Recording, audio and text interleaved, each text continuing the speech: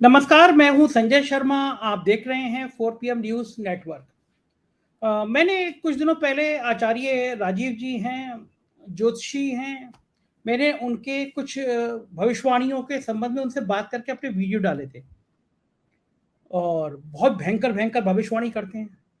अच्छा, वैसे ज्योतिषी भी नहीं है कि गली मोहल्ले में बैठ गए हों और वो आपको धोखाधड़ी कर रहे हों, बिना पढ़े लिखे हों। राजीव जी बेसिकली इंजीनियर थे, टॉपर स्टूडेंट्स में रहे थे वो। बड़े देश के बड़े प्रतिष्ठित संस्थान से उन्होंने इंजीनियरिंग करी थी। फिर इंजीनियरिंग करके उनका मन लगा कि भई मैं अध्यात्म की दुनिया में जाना चाहता हूँ और फिर उन्होंने पढ़ाई करी ज्योतिष की। और ज्योतिष की पढ़ाई करने के बाद उन्होंने 10 साल तक पढ़ाई करते रहे, डॉक्टरेट करी और फिर वो ज्योतिष शास्त्र में आए। मेरे कुछ मित्रों ने कहा था, मेरे कुछ श्रोताओं ने कहा था कि भई संजय जी, आप वैज्ञानिक सोच के हैं, आप इस ज्योतिष-व्योतिष की बातों को क्यों बढ़ावा दे रहे हैं? तो देखिए, मेरा मत ये है अपना कि मैं किसी भी अज्ञानता को बढ़ावा नहीं दे रहा हूँ। मैं व्यक्तिगत उन बातों की बात करता हूँ जो मैं खुद अपने जीवन में अपनाता हूँ। आप ज्योतिष को मानते हैं तो बेहतर, नहीं मानते तो भी बेहतर। चूँकि मैं व्यक्तिगत तौर पे ज्योतिष को मानता हूँ। इसलिए मानता हूँ कि मेरी जन्म कुंडली में कुछ-कुछ बातें, आप सोचिए कैसे संभव है कि आदमी 8 साल पहले बैठ के आपके बारे में कोई बात बता दे और हूबहू वो हो, और एक आदमी 6-7 ज्योतिष बता दे।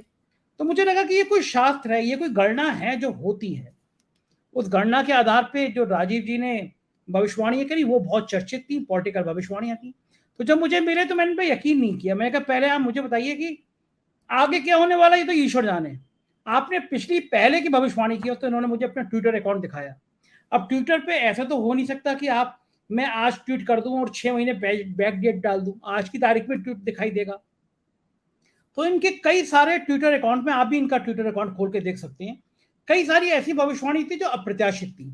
कहते जिस दिन नोटबंदी हुई थी, मेरे जैसे पत्रकार भी कंफ्यूज हो गए थे। मैंने कहा था कि ये तो बहुत अच्छा फैसला लग रहा है, सब ब्लैक मनी बाद में आ जाएगी। लेकिन नोटबंदी होने के 1 घंटे बाद राजीव जी ने ट्वीट किया था, ये बड़ा नुकसानदायक फैसला होने वाला है मोदी जी का। ये ऐसा फैसला होगा जिसे मोदी जी खुद कह भी नहीं पाएंगे और बहुत नुकसान होगा। और हकीकत में जिस समय हम लोग नोटबंदी के ग्लैमर में थे, उस समय 1 घंटे के अंदर कोई ज्योतिष ऐसी बातें कर रहा हो। कर्नाटक के चुनाव से 6 महीने पहले उन्होंने कह दिया कर्नाटक हार जाएँगे। देवेंद्र फडणवीस की जन्मपत्री को देखकर उन्होंने कह दिया कि फडणवीस साहब फिलहाल बहुत परेशानी में रहेंगे। इस तरह की तमाम चीज़ें ट्विटर पे थी, तो मुझे कोई यकीन सा हुआ।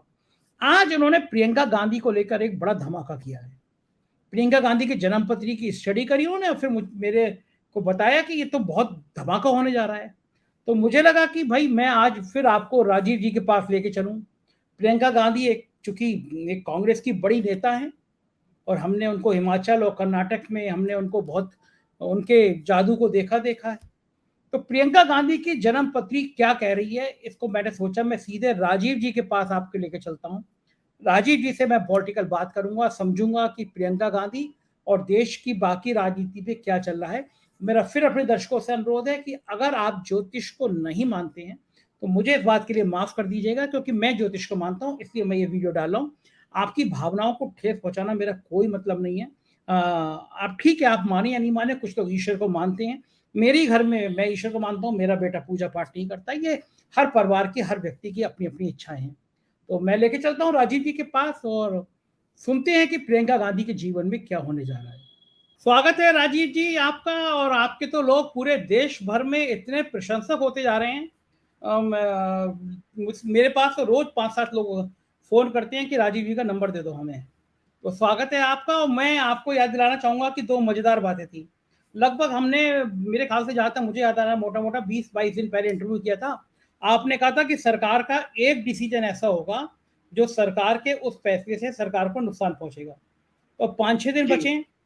तो वो जो हाँ, आपकी बिल्कुल। भविष्यवाणी थी उसको पूरा होने 5-6 दिन बचे हैं। मैं लेंस हुँ। लगा के देख रहा था कि सरकार का कौन सा फैसला ऐसा होगा। तो क्या लग रहा है कि कौन सा फैसला हो गया, होने वाला है, या फिर आपकी भविष्यवाणी गलत होने वाली है? नहीं, देखिए, भविष्यवाणी गलत नहीं हुई है। आप देखिए कि जो हमने ये कहा था कि सरकार कोई अपनी पॉलिसी में कोई इस तरह का डिसीज़न लेती है, तो जो महाराष्ट्र में जो आज आपके सामने देख रहे हैं, जो पूरा उसका बैकफायर कर गया इनको ये वाला डिसीज़न, कि आज अजीत पवार के पास में पूरे एमएलए नहीं है, उधर शरद पवार अपनी तैयारी लेके ग्राउंड में उतर गए हैं। तो बीजेपी के बिना सपोर्ट के ये डिसीज़न हो नहीं सकता था। तो इससे क्या हुआ कि महाराष्ट्र की राजनीति एकदम बदल गई। अभी तक तो उद्धव ठाकरे अपना ग्राउंड कवर कर रहे थे, अब एनसीपी के भी कान खड़े हो गए। तो इसमें क्या हो, नुकसान किसका हुआ है? इसमें सबसे ज्यादा नुकसान हो रहा है भाजपा का, कि भाजपा का पूरे देश में जो है, खासतौर से आज की युवा पीढ़ी ये सब चीजें देख रही है सोशल मीडिया में, पूरे देश में परसेप्शन बहुत खराब हो चुका है। तो हमने यही बात की कि ये कॉज बनेगा 2024 के चुनाव के इनके सिंहासन के लिए, ये वाली बात थी। राजीव जी, आप कह रहे हैं कि खराब हो गया, बीजेपी खुश है कि पूरे विपक्ष को उसने धराशायी कर दिया, अब तो संभावना बन गई। अगर महाअघाड़ी गठबंधन बना रहता तो बीजेपी को 5-6 सीटें नहीं मिलती। अब बीजेपी बम है कि ये तो आपस में लड़ाई हो गई, हमारा बढ़िया रहेगा इसके लिए। नहीं, वो आपस में लड़ाई नहीं हुई है। दरअसल बीजेपी ने ये बेसिकली अपने अपने आप को ये परसेप्शन के का तो ये लोग मास्टर्स है परसेप्शन बिगाड़ने में। आप देख ही रहे हैं कि जिस तरह से वो सारी कार्रवाई करते हैं, एक तरफा कार्रवाई ईडी सीबीआई की जो होती हैं, तो विपक्ष को वो दिखा रहे हैं कि ये विपक्ष के लोग बहुत ही गलत हैं। ऐसा नहीं है, ग्राउंड पर पब्लिक है। अदरवाइज ये बात नहीं होती। 16-17 राज्यों में लगातार बीजेपी हारी है, और आज बीजेपी के पास कोई बड़े 2 राज्य हैं तो गुजरात और उत्तर प्रदेश है। तो ऐसे में आप ये नहीं है कि पब्लिक बेवकूफ है, पब्लिक सारी चीजें समझ रही है कि आपने अपना नुकसान ही किया है। और आपको जानकारी है वो संजय जी कि फडणवीस को देखिए, इनके पास उनका मोहरा क्या है महाराष्ट्र में, फडणवीस। तो फडणवीस तो वो लगातार ह्यूमिलेशन में जा रहे हैं। फडणवीस की मैंने भविष्यवाणी भी की थी कि फडणवीस जो है इनके लिए राजयोग नहीं बन रहा। राजयोग का मतलब है मुख्यमंत्री नहीं बन पाएंगे। तो आपके पास जो चेहरा था नेता का, वो तो अभी अजित पवार चीफ मिनिस्टर बनेंगे। अभी शिंदे अगर हटते भी हैं सुप्रीम कोर्ट के रूलिंग के चक्कर में, तो अजित पवार कुर्सी पर बैठ रहे हैं। तो बार बार आपका नेता ही तो ह्यूमिलेट हो रहा है। आपने सिर्फ कोशिश की थी, आपने कॉन्स्पिरेसी रच के आपने परसेप्शन विपक्ष का खराब करने की, बल्कि वो लोग और ज्यादा यूनाइट हो गए। उनकी तो 17-18 में मीटिंग हो रही है, उनकी तो मीटिंग में कोई परिवर्तन नहीं आया। राजीव जी, ये तो खैर चलिए, महाराष्ट्र का हम मान सकते हैं कि क्या होगा अभी कहा नहीं जा सकता। लेकिन मैं आपकी 2-3 दिन पहले एक आपका ट्वीट देख रहा था। आपने लिखा कि जो ग्रह चेंज हो रहे हैं, शायद अभी आपने आज या कल के ही ग्रह बताए थे। आपने कहा था देश की जो ग्रह नक्षत्र है उसमें कोई महिला एक नेता ऐसी आएगी जो प्रतिनिधित्व करेगी देश का, या उसकी राजनीति में उसका बहुत सफल योगदान है। वो कौन सा ग्रह है और वो आपने क्यों बोला था ये बात? हाँ, देखिए, जैसे मैंने आपके दर्शकों को पिछले प्रोग्राम में भी बताया था कि भारत की आजादी का समय 2 ज्योतिषियों ने तय किया था, जो राजेंद्र प्रसाद जी ने बुलाए थे। और भारत की जो आजादी मिली है वो 15 अगस्त 1947 को रात को 12:01 पे। तो वो टॉरस लगन की कुंडली है। जब टॉरस लगन की कुंडली में हम ये देखते हैं, मैंने आपके स्टूडियो में भेजी थी वो, अगर आप हॉरोस्कोप लगवा सकते हैं तो दर्शकों को जानकारी भी मिल जाएगी। उसमें चंद्रमा की महादशा चल रही है। चंद्रमा स्त्री ग्रह है, नंबर 1।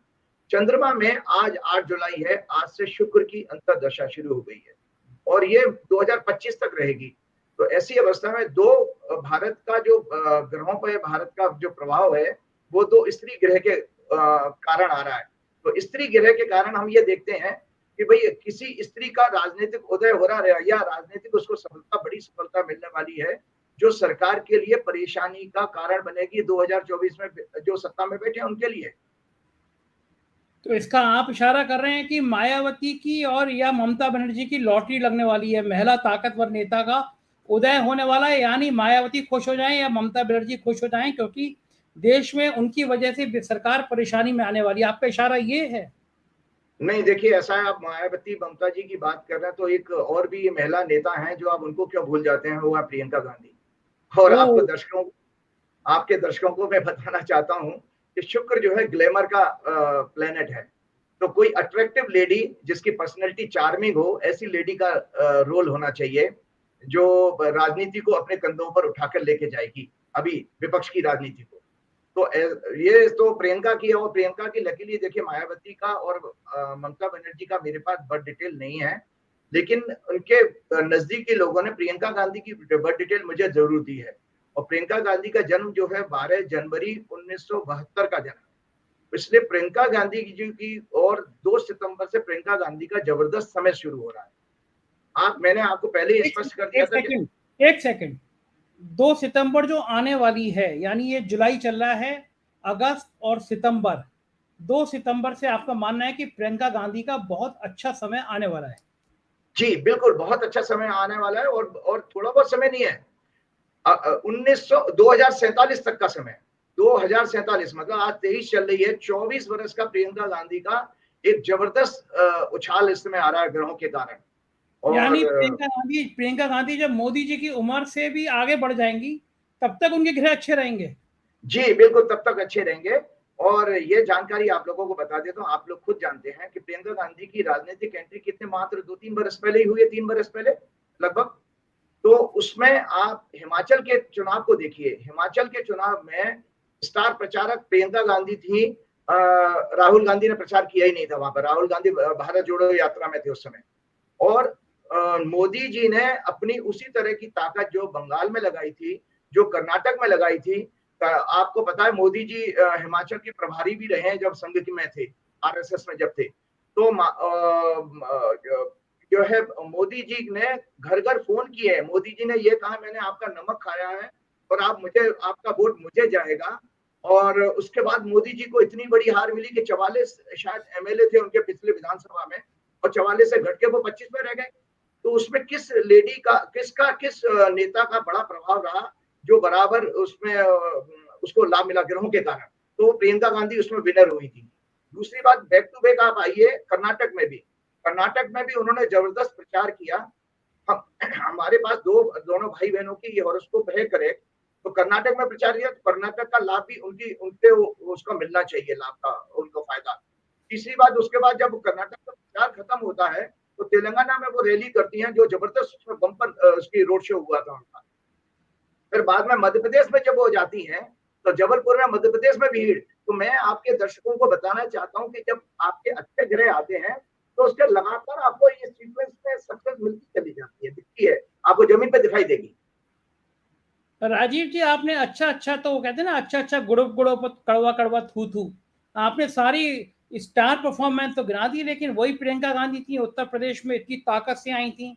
उनका अपना जनपद, उनके माता जी, उनके दादी जी, उनके भाई, सबने काम किया। उस उत्तर प्रदेश में स्टार प्रचारक होके आई, जबरदस्त कैंपेनिंग करी। कैंपेनिंग देख कर लग रहा था प्रियंका गांधी का बहुत ग्लैमर है, लोग बड़े आएंगे। और उत्तर प्रदेश में सबसे शर्मनाक हार कांग्रेस की हुई। तो ये भी, वो भी तो प्रियंका गांधी थी। अगर वहां अच्छे कर नहीं रही थी, लेकिन यहाँ देखिए, तो हाँ, यहाँ जो गड़बड़ हो गया नहीं था। नहीं, वो यहाँ पर इसमें हम लोगों को, दर्शकों को, ये दर्शक जानते हैं जो लोग ज्योतिष को समझते हैं, आपकी जो ग्रहों का काल है वो दशा से देखा जाता है कि किस ग्रह के प्रभाव में आप है, तो हमारी सफलता असफलता उसी से जुड़ी हुई है। आप इसी में नरेंद्र मोदी जी को भी देखिए, तो नरेंद्र मोदी जी 1900 अपने 52 साल की उम्र के बाद नरेंद्र मोदी जी को ये वर्टिकल राइज मिला राजनीति में। उससे पहले नरेंद्र मोदी जी वही नरेंद्र मोदी थे, तो उन्हें उससे पहले क्यों नहीं मिला हमको। भाजपा 10 साल अगर सत्ता से बाहर रही, यूपीए की गवर्नमेंट नहीं थी, लेकिन 2014 के चुनाव से भाजपा क्यों आई, क्योंकि मैं भाजपा में मैं भाजपा के दफ्तर में 2013 में मैं प्रिडिक्ट कर चुका था कि इनकी सूर्य, उनका कुंडली में सूर्य 10वें घर में बैठा है, तो भाजपा को सत्ता मिलने वाली है 2014 में, और भाजपा को सत्ता मिली। तो ये सब ग्रहों का प्रभाव है, किस दशा में हम जी रहे हैं, तो हमारी वही व्यक्तित्व में सफलता असफलता वहां से दिखाई देती है। तो प्रियंका गांधी का 2 सितंबर से समय बहुत अच्छा शुरू हो रहा है, और आने वाले 2024 में तो मैं भी हैं, आप भी हैं, सारा देश देखेगा कि उनके जीवन में कितना जबरदस्त परिवर्तन आता है। अच्छा, ये आपने आज बहुत चौंकाने वाली, फिर आप जो है ना, हर इंटरव्यू में एक धमाका छोड़ जाते हैं, और उसके बाद जी में 8 दिन तक उसी का होता है। पिछले इंटरव्यू में आपने कहा होगा, वो मेरे ख्याल से 6-7 लाख लोगों व्यू आए उस पर, भयंकर इंटरव्यू देखा लोगों ने। मुझे एक बार बताइए कि प्रियंका गांधी, आप कह रहे हैं कि 3 सितंबर से उनके दिन अच्छे आएंगे और फिर लगातार बहुत सालों तक अच्छे रहेंगे, तो कहाँ तक, शिखर तक, अगर ये स्टार्स जो हैं, ये ग्रह हैं, प्रधानमंत्री, मुख्यमंत्री, मंत्री, अध्यक्ष, पार्टी का अध्यक्ष, प्रियंका गांधी की जन्म पत्री क्या बता रही है, देश के कहां तक वो पहुंच सकती हैं? देखिए, बिल्कुल आपने ठीक कहा। जहां तक मैंने आपको पिछले प्रोग्राम में भी कहा था कि जब हम किसी चुनाव की भविष्यवाणी करते हैं, तो चुनाव जब अनाउंस होता है वहां से पूरा देखा जाता है। तो अगर आप मेरे से ये जानना चाहते हैं कि भाई प्रधानमंत्री बनेगी नहीं बनेगी, तो मैं कहूंगा भाई अभी इट इज टू अर्ली, क्योंकि अभी हमारा लोकसभा का चुनाव अनाउंस नहीं हुआ है। और लोकसभा का चुनाव अनाउंस होने के बाद में फिर जो आपका जो हमारे डेमोक्रेसी में तरीका है कि मेंबर ऑफ पार्लियामेंट अपने नेता को चुनते हैं, और किस नेता के कारण किस पार्टी को फायदा हुआ, तो स्टार तो वो उस समय बनता है। मेरी अभी गणना में ये आ रहा है कि 2 सितंबर से प्रियंका गांधी जबरदस्त स्टार बनने वाली हैं। और स्टार बनने का मतलब जहां जहां वो प्रचार करने जाएंगे, वहां वहां उस सीटों पर आप देख लीजिएगा कांग्रेस को फायदा होता चला जाएगा। और मजे की बात आपको बताऊं कि जब हमारी पहली बार महिला प्रधानमंत्री कौन बनी थी, हमारी इंदिरा गांधी। इंदिरा गांधी भी जिस ग्रहों की दशा में 1966 में शायद बनी थी, तब भी वहां पर यही शुक्र का, बुध और शुक्र भारत की कुंडली में साथ इकट्ठे बैठे हैं। तो वहां पर उनको स्त्री का होने का फायदा मिला, जो आज हम इसी घटना को वापस देख रहे हैं। और आपको एक जानकारी मैं बताना चाहता हूं दर्शकों को कि हमारी जो सत्ता पक्ष की पार्टी है, उसको उन्होंने बहुत सारा भ्रामक प्रचार किया राहुल गांधी के लिए। ये बात जरूर है कि मैं आपके यूट्यूब चैनल पर बोल सकता हूँ कि राहुल गांधी की जी की हॉरोस्कोप के कंपैरिजन में प्रियंका गांधी की कुंडली में ज्यादा मजबूत राजयोग है। आपको चौंकाने वाली बात बता रहा हूँ कि दुनिया, कांग्रेस किसी भी तरह से सोचे, लेकिन राहुल गांधी जी की हॉरोस्कोप, जो राहुल गांधी का 19 जून 1970 का जन्म है, 19 जून 1970 का, उनकी तुला लगन की कुंडली है। मैंने पिछले प्रोग्राम में आपको कहा था उनको शादी का भी बहुत अच्छा योग नहीं है उनकी कुंडली में। इसी तरह से किसी बड़े पद पर बैठने का भी बहुत बड़ा योग उनकी कुंडली में नहीं है। उसके कंपैरिजन में प्रियंका गांधी की ज्यादा अच्छी कुंडली है। एक मैं पुस्तक आपको दिखाना चाहता हूँ कि जिस तरह का भ्रामक प्रचार हमारे सत्ता पक्ष की पार्टी ने उनके परसेप्शन को खराब करने के लिए परिवार के लिए कहा। एक पुस्तक है जो हम ऐसा था संजय जी, जब हम लोग रिसर्च कर रहे थे तो नेहरू जी, इंदिरा गांधी, राजीव गांधी, इनकी कुंडलियों की बहुत सारी घटनाएं हमारे पास हैं। तो हमने सालों साल इस पर रिसर्च की है। तो एक पुस्तक है जो मैं आपके दर्शकों को दिखाना चाहता हूँ, नेहरू डायनेस्टी। नेहरू डायनेस्टी ये पूरी की पूरी उसमें ज्योतिष का अध्ययन है। तो ये जो परिवार है इनका, नेहरू गांधी परिवार, ये ज्योतिषियों को अंदर अंदर बहुत मानता था। इनके जो मोतीलाल नेहरू के बड़े भाई थे बंशीधर नेहरू, वो खुद संस्कृत के बहुत बड़े स्कॉलर थे, एस्ट्रोलॉजर थे। मोतीलाल नेहरू जी, एक और आपको बताऊं कि ये परिवार बहुत साधारण बैकग्राउंड का है। ये शायद कांग्रेस, ये लोग इतने अच्छे लोग हैं कभी नहीं बताएंगे। इनका परिवार जो है मोतीलाल नेहरू का पुराने इलाहाबाद में एक कमरे के मकान में सारे फैमिली मेंबर्स के साथ रहता था। लेकिन जवाहरलाल नेहरू का जब जन्म हुआ है 14 नवंबर 1989 को, 1989 को, ये मैं प्रियंका गांधी से लिंक है इसलिए मैं आपके बाद में लंबी बात कर रहा हूँ कि 14 नवंबर 1989 को जब जवाहरलाल नेहरू का जन्म हुआ, तो जवाहरलाल नेहरू के चौथे घर में कर्क लगन की कुंडली है। शुक्र और बुध जो जैसे बड़े ग्रह बैठे हैं, तो वो लग्जरी जवाहरलाल नेहरू को मिलनी थी। और इंटरेस्टिंग ये है, दर्शकों को जानना चाहिए कि सबसे बड़ा पहला केस जवाहरलाल नेहरू के जन्म के बाद मोतीलाल नेहरू को कोई पटियाला महाराज का मिला था। वहां से उनकी वकालत चल पड़ी और 1900 में उन्होंने 42 कमरे का आनंद भवन जैसा मकान खरीदा। अच्छी बात एक और बताना चाहता हूँ कि ये सारे के सारे, जब मैं देखता हूँ कि जवाहरलाल नेहरू से ज्यादा अच्छा ह्यूमन बींग इंदिरा गांधी थी, इंदिरा गांधी से भी ज्यादा अच्छा ह्यूमन बींग अगर थे कोई, क्योंकि ये सब कुंडली के आधार पर, वो सिंह लगन की कुंडली है जो है 20 अगस्त 1944 का राजीव गांधी। राजीव गांधी सबसे अच्छे इंसान थे। इसी तरह जब मैं प्रियंका गांधी की कुंडली देखता हूँ तो प्रियंका गांधी भी बहुत अच्छी ह्यूमन बींग है। इनके अंदर बहुत एम्पैथी और दया भावना बहुत है। इसका परिणाम आपने देखा कि जब पहलवान बच्ची यहाँ बैठी थी, प्रियंका गांधी ने वहां पर उन बच्चियों को गले लगाया। जबकि भाजपा में भी महिलाएं हैं, लेकिन भाजपा की कोई महिला नेत्री वहां पर जाकर के किसी लड़की को गले नहीं लगाया।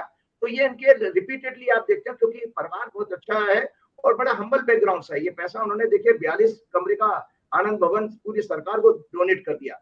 ये मैं कांग्रेस की वकालत के लिए नहीं कह रहा हूँ, मेरे लिए तो आज कुंडली डिस्कस करनी थी कि प्रियंका गांधी की कुंडली बहुत बड़े किसी राजनीतिक उछाल के लिए, राजनीतिक जो है यश के लिए ग्रह उनके 2 सितंबर से इंडिकेशन दे। राजीव जी, बिल्कुल सीधा सीधा ये बताइए, दर्शकों को सीधी भाषा समझ में आती है हमारे, क्या प्रियंका गांधी की कुंडली में प्रधानमंत्री बनने का योग है? देखिए मैं आपको बता दूं, कांग्रेस की जो फॉर्मेशन हुई है 2 जनवरी 1978, कांग्रेस की कुंडली में भी 10वें घर में शुक्र बैठा है। प्रियंका गांधी भारत की कुंडली में भी शुक्र की दशा आज से शुरू हो गई है। शुक्र का मतलब है ग्लैमराइज, मतलब बड़ी एलोरिंग महिला होनी चाहिए, कोई चार्मिंग महिला होनी चाहिए। तो प्रियंका गांधी एक बहुत बड़ा फैक्टर बनेगी कांग्रेस की सीटें बढ़ाने में। और जब कांग्रेस की नंबर ऑफ सीट्स ज्यादा आएंगी तो विपक्ष की, मैंने आपको पहले पिछले प्रोग्राम में कहा था कि जो नया संवत्सर शुरू हुआ है इसमें विपक्ष की मजबूती दिखाई दे रही है। विपक्ष पिछले संवत्सर से, पिछले साल से ज्यादा, पिछले लोकसभा से ज्यादा बहुत अच्छी मजबूती में आएगा। और मेरी अपनी गणना में भाजपा को सफलता नहीं आती है, इन सारे चीजों से आप आकलन लगा सकते हैं कि कांग्रेस की सीटें बढ़ती हैं और कांग्रेस में जो बहुत पॉपुलर होगा, सक्सेस में जिसका क्रेडिट रहेगा, वो प्रियंका गांधी होंगी और प्रियंका गांधी के कारण उनका नाम इस टॉपिक के लिए, इस पोजीशन के लिए लिया जाएगा। राजीव जी, आप तो आज नेताओं की तरह बात कर रहे हैं, मैं आपके बॉल फेंकता हूँ, आप दाएं बाएं निकाल देते हैं। मैं तो एक अच्छे से इंजीनियर क्वालिफाइड ज्योतिषी से ये पूछना चाहता हूँ, एक लाइन का जवाब, हाँ या ना में। क्या स्टार्स बता रहे हैं कि प्रियंका गांधी प्रदेश की प्रधानमंत्री बनेंगी, हाँ या ना? देखिए, मैंने कहा इट इज टू अर्ली, क्योंकि जब लोकसभा का चुनाव तो अनाउंस होने दीजिए, उस समय भी तो ग्रहों का प्रभाव आता है कि जब जैसे ही इलेक्शन कमीशन लोकसभा का चुनाव अनाउंस करेगा, मैं आपको उस समय एक इंटरव्यू करके बता दूंगा, हाँ ये हो जाएगा। लेकिन आप मान के चलिए प्रियंका गांधी सबसे बड़ी नेता के रूप में उभरेंगी विपक्ष की, सबसे बड़े नेता के रूप में। मुझे ये बता दीजिए कि संभावना कितनी, 50% से ज्यादा प्रधानमंत्री की, 50% से कम? स्टार्स भी होते हैं ना, कितना मैं परसेंट? 60% से ज्यादा। हाँ, तो मतलब संभावना राहुल गांधी के मुकाबले आप कह रहे हैं कि प्रियंका गांधी की संभावना 60%, यानी प्रियंका गांधी आपके हिसाब से देश की प्रधानमंत्री बन सकती हैं। एक बहुत बड़ी बात कह रहे हैं आप। और बाकी कह रहे हैं फाइनल 40% तब होगा जब चुनाव अनाउंस हो जाएंगे।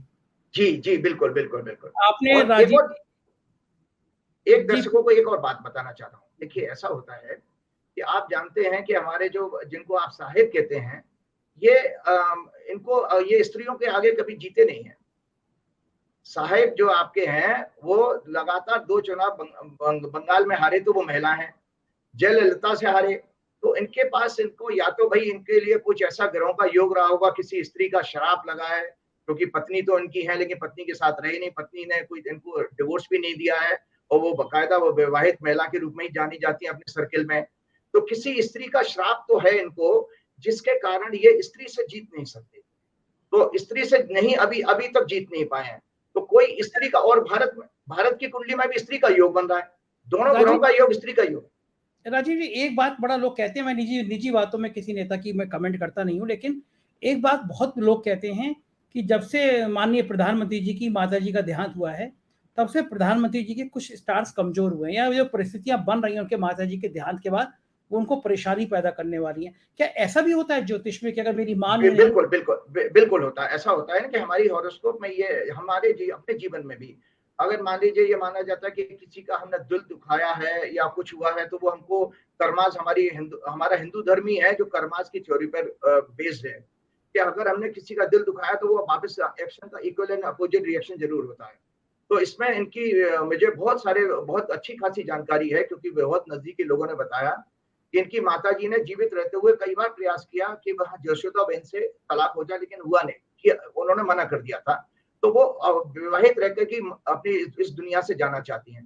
तो अब और साथ में रही नहीं है, तो कहीं ना कहीं एक मानसिक रूप से कहीं उनको एक कष्ट रहता हुआ माताजी के रहते हुए वो वो उनका जो है इस तरह का दुख जो है शायद हावी नहीं हो पाया माताजी के जाते ही। अब नरेंद्र मोदी जी की जिंदगी में कोई स्त्री नहीं है, अभी माताजी भी तो एक स्त्री थी, तो वो शायद इसलिए लोगों ने कोइंसिडेंस है ये माना हो कि भाई उनके माताजी के कारण ये जो है हमारा उनका प्रभाव कम हो रहा है। लेकिन साथ में हम ये भूल जाते हैं कि कांग्रेस की अपनी कुंडली मजबूत हुई है, जो हमने पिछले वर्ष भी कहा था और इस वर्ष भी कहा है। साथ में अब जो कैटलिस्ट का काम करता है, कैटलिस्ट वो होता है किसी रिएक्शन को फास्ट कर देता है। तो आप हिमाचल के चुनाव से देखिए कि प्रियंका का रोल जो बढ़ रहा है और कांग्रेस सीटें भी बढ़ा रही है और राज्य के राज्य आ रहे हैं उसके साथ में, उनके पास जो पब्लिक सपोर्ट मिल रहा है। और हमारे जो पौराणिक काल में आप चले जाइए, तो पौराणिक काल में भी आपको अगर जानकारी हो कि जो त्रेता युग में रामायण में जितना भी रावण का वंश का जब नाश हुआ था, किसके कारण हुआ था? स्त्री के कारण, सीता जी को उठाया उन्होंने। और उसके बाद द्वापर युग में भी आई है कि कंस का भी जो सर्वनाश हुआ था, तो वहां पहले तो देवकी थी, वो भी स्त्री थी। उसके बाद जब महाभारत का युद्ध हुआ, वहां पे भी द्रौपदी के साथ हुआ। तो कालांतर में यह होता है कि जब जब स्त्री के ऊपर अत्याचार बढ़ता है, तो वहां पर उस शासक के लिए और उस आताताई के लिए, उस अहंकारी के लिए कष्ट का समय होता है। अब इस समय जो आप देख रहे हैं देश में हालत है कि बच्चियों के साथ जो हो रहा है, हमने जेएनयू में भी देखा था कि जेएनयू में गर्ल्स हॉस्टल में घुसकर पुलिस ने लाठीबाजी की। ये देखिए, मैं किसी राजनीतिक द्वेष से नहीं बात कर रहा हूँ, मैं इसलिए कह रहा हूँ कि देखिए हम लोग दया करुणा वाले देश के लोग हैं, धर्म से संबंधित हमारा भारत का और भावुक देश है। तो उस केस में जब स्त्रियों के ऊपर लगातार हो रहा है और सरकार की तरफ से कोई भी नहीं बोलता है, आपको तो कहना कहीं ये न आपका कहना ये शुक्र जो है वो महिला प्रधान ग्रह है और इस समय अगर महिलाओं पे अत्याचार होगा तो नुकसान होगा। आपका जी, मोटा-मोटा बिल्कुल। पर लेकिन बिल्कुल, बताइए बिल्कुल। ब आप ये बताइए कि आपने मेरी जन्मपत्री देखी थी, मेरी भी शुक्र की महादशा चल रही है। तो मैं तो इतनी मेहनत कर रहा हूँ, आँखों में दवा डाल-डाल के वीडियो बोलने पड़ते हैं, मेरे को दिन भर इतना थक जाता हूँ। तो मेरे उस महादशा में मेरे को तो मंत्री, प्रधानमंत्री दूर छोड़िए कुछ मतलब हमारी शुक्र की महादशा भी अच्छी होगी फिर तो इसका मतलब। बिल्कुल होगी, क्योंकि आपका जो कुंभ लगन है, कुंभ लगन में शुक्र जो है उसका मित्र ग्रह है और साथ में आपको ये भी पता होना चाहिए कि धन वगैरह की भी आपकी प्राप्ति बढ़ेगी और शुक्र जो है वो बेसिकली जो आप यूट्यूब चैनल चला रहे हैं, तो अब पर्सनैलिटी भी आपकी चार्मिंग हो रही है, बड़ी कलरफुल आप कपड़े भी पहनते हैं और आपका जो प्रभाव ये जो दर्शक बढ़ रहे हैं, क्योंकि ये यूट्यूब हो या कोई भी ग्लैमर का प्रोफेशन हो, वो शुक्र से देखा जाता है, वो आपको ग्रोथ तो आपको भी मिलेगी। वाह! शुक्रिया राजीव जी, आपने फिर एक धमाका किया है आज और आपकी इस तरह की बातों पे लोग देखते हैं क्या यकीन करेंगे। बहुत-बहुत शुक्रिया आपने अपना समय दिया हमको। Thank you Rajiv. सुना आपने ये थे राजीव जी और मैंने बहुत बार-बार जोर दे के पूछा लेकिन उन्होंने कहा कि बहुत स्ट्रॉन्ग प्रियंका गांधी की जन्मपत्री और सितंबर से उन्होंने कहा ये सबसे अच्छी बात ये 1-2 महीने का टाइम देते हैं कि इस समय। तो देखने में मज़ा आता है। अब देखते हैं सितंबर भी पास आई है कि प्रियंका गांधी आने वाले 4-5 राज्यों के चुनाव में क्या जादू करती रहती हैं। आप बने रहिए 4 पीएम अपनी राय से कमेंट में ज़रूर बताइएगा। प्यार दीजिएगा। राज्यों की खबरें हमारी अलग-अलग चैनल हैं। 4 PM UP, 4 PM Bihar, 4 PM Gujarat, 4 PM Karnataka, 4 PM Maharashtra. उन्हें भी सब्सक्राइब करिएगा। शुक्रिया। Thank you.